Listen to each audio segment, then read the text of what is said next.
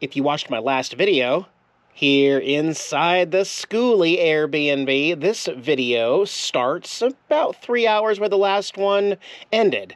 And I will let you know that this little heater right here has been running non-stop, set to 71 degrees, has not turned off once in 3 hours. And it is not cold outside. It's like 50, 52 degrees outside.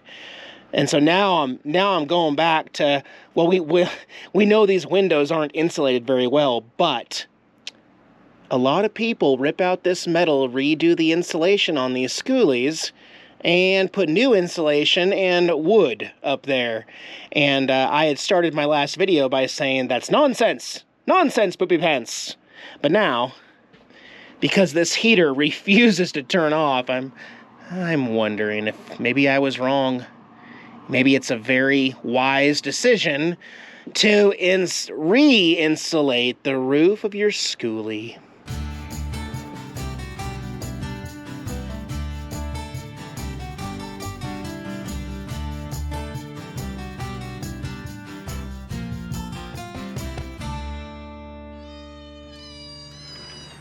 All right, I figured out the little coffee maker here. We'll have coffee in no time. Awesome. There we go. Yeah. Good morning, everyone. It's about 10:45 in the morning. We got some pretty good rain. Everything got a good soaking last night, but I think we're done with the rain now. So I can uncover Black Betty here and possibly still do my plan of going out today to explore more of Oracle. Yeah, just living the bus life.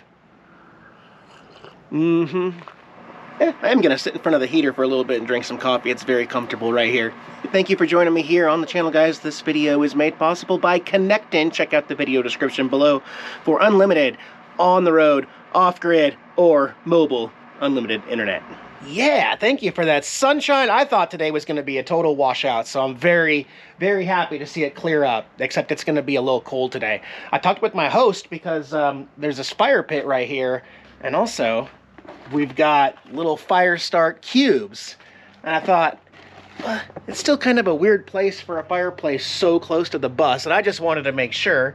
She said, yeah, there's a chance that some smoke can go in there, and if that happens, I may have to take out the 9-volt plug from the smoke detector if you're going in and out, but I don't think I will tonight because the bathroom is not in here. So if I bring out a couple beers and set them here, I'll be going up to the composting outhouse up there instead of opening this up. So we'll just take it easy. There's also some firewood there as well, but I want to gear up and go ride around since it's nice, since I actually got lucky and it's nice enough. So I've got Black Betty all dried off and cleaned up here, and I want to go down to Tucson, actually. So we're going to go to Tucson today, find a nice place to grab some food, stop wherever we want, and I'll bring the camera along, and you guys get to go with me. Let's do it. All right, just hit the outhouse again there before I leave. Today, here, the high is 58 degrees, which is not that warm, but down in Tucson, 45 minutes away, it's going to be like 69 degrees for a high. By the way, the little key that was in here, I figured it out. Again, the host let me know because I asked him, you know, how do you, if you're by yourself, how do you leave the bus if it doesn't lock? And she's like, yeah, but you just lock it with the key. Like, yeah, no, I found the key. Where's the key go? Well, she told me. It's right here. So this is how you lock the bus, take it with you, and then the door locks up there, I guess. Yeah, you don't got to pay a lot, you just got to pay attention. So we are secure. I was thinking I would have to take all of my electronics with me in my backpack for the day, but the bus is secure, so we can hit the road. Kind of regretting not bringing the full face helmet, because that breeze is, I mean, this windshield is going to help, but I only have the half face, so all right, let's go to Tucson. I didn't make it to Tucson, guys. I forgot that 52 degrees feels like 32 degrees, 20 degrees cooler at 60 miles an hour, and I got cold. Luckily, I stopped at a Dollar General, got a beanie underneath my helmet, and a hanky for my face. I'm gonna fill up here. It's a lot colder than I thought it was gonna be today. Oh well. All right, well, it might be time for my 55th Harley t-shirt. Yeah, there's a Harley Davidson that's open here in Tucson today. Let's go check it out. Maybe I can get a hot coffee in here sometimes. Sometimes they have coffee. All right, nice little mural here that does not look like Tucson, Arizona, but oh wow, they have a Harley Davidson pinball machine here. Doesn't seem to be working. I have never seen this, but that is really cool. And they do have complimentary coffee. Most Harley Davidsons do. There's that one in Titusville that Diana was working at that had free beer on Saturdays. Yeah. Coffee tastes good, though. I love it. They've got a Christmas tree at Harley. It's that time, guys. It is. Look at this. Welcome to Saguaro Harley Davidson. And I'll bet they got some cool t-shirts. Yeah, they got t-shirts. Saguaro, there's even a rattlesnake there, but lots of bright, colorful saguaro cactus. There's a black one down there, black t-shirt. I'll have no problem finding one here. That is cool. It's so hard to pick. Like, that's a cool view. Oh my gosh, there's so many more. I love the Arizona flag look in that one. All right, well, I'll pick one here somehow. Somehow. Ooh. Ooh. Hey, I think I'm doing good today. I got my 55th Harley Davidson t-shirt, $42. We should add those up. No, maybe we shouldn't. But inside there, they also had the bandanas that you wear on your face with the Harley logo for $35. I paid $2 for mine at Dollar General. And they had beanies that kind of had little Harleys on them, and those were, I think, $45, and I paid $5 at Dollar General. So I think I'm doing pretty good. Although I do love that Harley logo shield everywhere, you know, got it tattooed on my body. Crying out loud. What should we do? We should go get some grub. My stomach's... I think I could go for a burger. I'm gonna try to find a biker bar somewhere in Tucson. Wait, I've certainly paid more than $42 for a Harley shirt too, but I think I've also paid like $38 a couple times. So we'll just average it at $40 a t-shirt. 40 times 55 equals... No, Eric, no. I have $2,200 worth of Harley t-shirts in my closet right now. My name's Eric, I have a problem. Well, you know, I said I was gonna wing it and look for a biker bar, but it's been a while, guys. Found a Texas Roadhouse here in Arizona, and I'm really fiending some taters and steak, so yeah, we'll try this.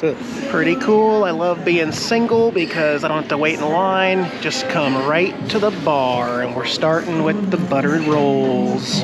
But I got an order in too. And I got some sports on too, so that's awesome. All right, got my steak, medium well, and 2 sides of taters. Yeah, and they're playing good music videos here. I love it. Oh my gosh, that was so good, guys. I know, a steak's a steak, but they never get it wrong. I'm real picky about my steak now. I used to be a well done guy. Now I'm medium well, but some medium well, like there's a lot of pink. Every Texas Roadhouse I've ever been to, when they do medium well, it's just a little bit of pink. It's perfect every time. And them taters with the skin on them still, oh my gosh. Well, I had a good ride. We still got a ways to go. I'm gonna bundle up and head back to our Skoolie for the night, get that fire started here pretty soon. Long cold ride. I barely made it back before the sunset.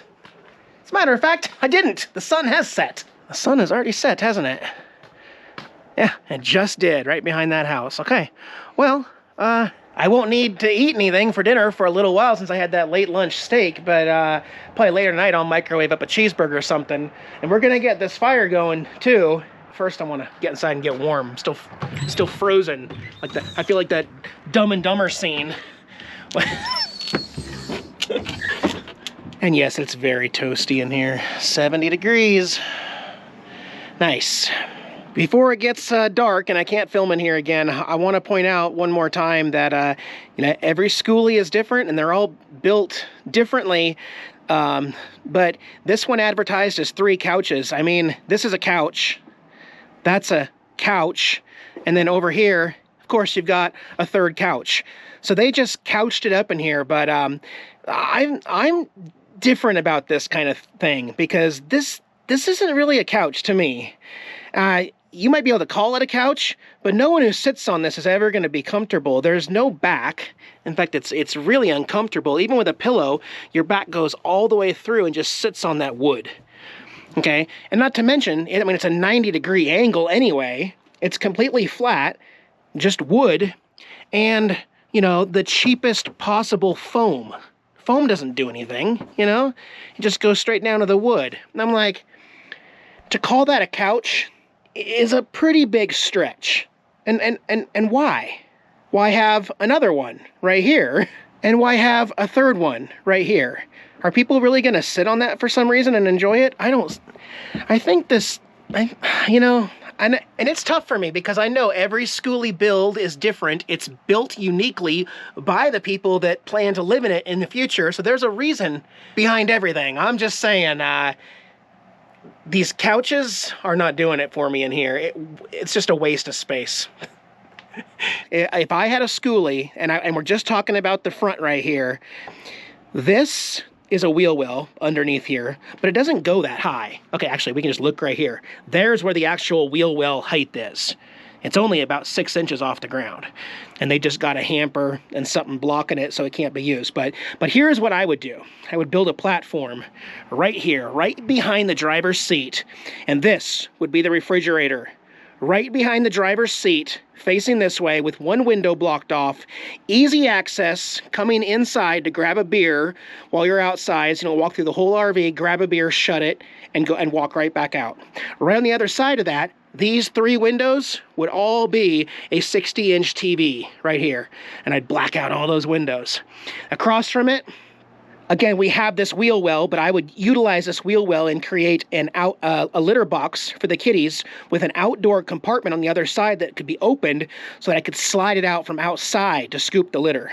And then right after the wheel well, I would have a nice, good couch, maybe even 3 nice Rec Pro recliners instead to face the TV instead of this, whatever this is. This is not a couch. It's not a couch. And then as we walk back here, this is a very open layout, but, you know, I want a jacuzzi, and I want a jacuzzi next to my toilet, so I may have a wall that comes like this.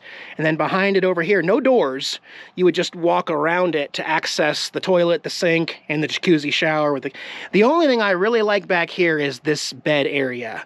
Although this doorway kind of closes off the bed, I will say that I really like the bed back here in this east-west position rather than north-south.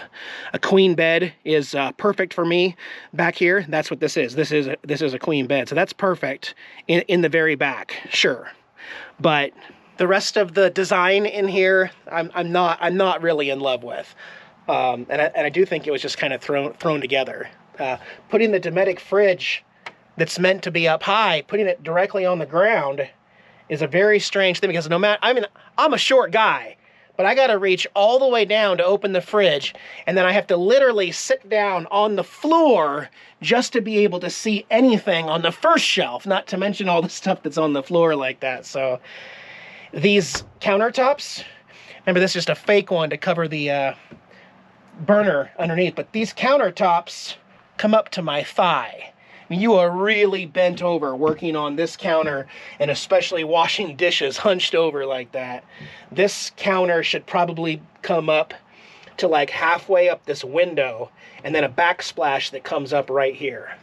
That's the way I've seen it done. So, if nothing else, this little stain in a converted bus, has taught me some things to avoid, but also I am stuck on the whole ceiling thing because I know a lot of people rip all this out and reseal it, put new insulation in it, and then put wood.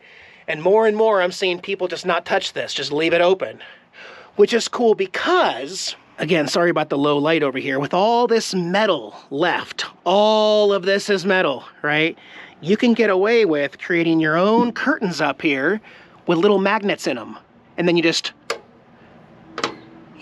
magnetize. Oh, I hear the donkey out there again. Everything's just using magnets, right? So I like that, but 55 degrees outside. This heater has not turned off, cycled off once set to 70 since I've been here. All day, all night, it never turns off. We are losing a lot of heat. And I'm not saying we're losing all that heat necessarily from the ceiling. I realize the more of these windows you have, then they're cold, cold to the touch. We are losing a lot of heat outside. And that's also why, say, if you're gonna put the fridge right here, you would put some metal flashing on the back and do a window delete right here. Probably these 3 also, because my TV is gonna, so I've just boarded off 4 windows that I'm not gonna lose heat and air conditioning through. You know, anyway, I'm getting ahead of myself. I have not decided yet if I'm buying a bus yet.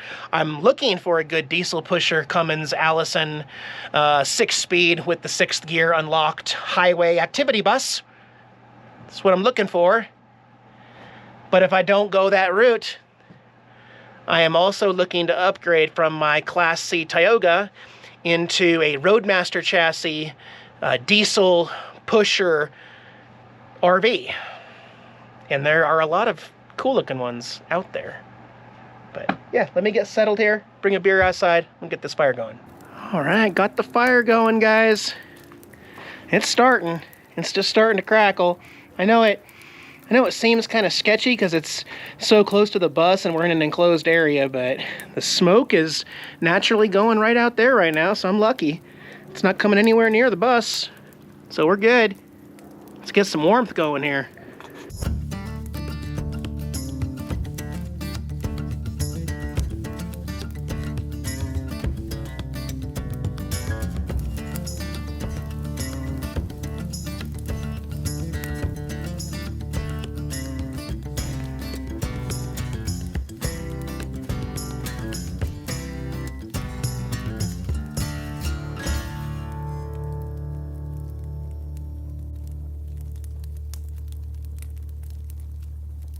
All right, time to pack up, hit the road. This converted Skoolie bus stay was actually a lot of fun, and I'm really glad I did it. I learned so much from the experience. And let me know in the comments below what you think about this little change on my channel. Should I do more quirky Airbnbs on the road? And if you guys want to check this one out, again, it's in Oracle, Arizona, about 110 a night, and it's different. It's different. Let's layer up. We got 2 hours to get back to Phoenix. All right, we're on the road, getting back on I-10 west here towards Quartzsite, but I won't be stopping in Quartzsite this time. I'm gonna go right past Quartzsite after I pick up some mail at Moon Mountain Mail.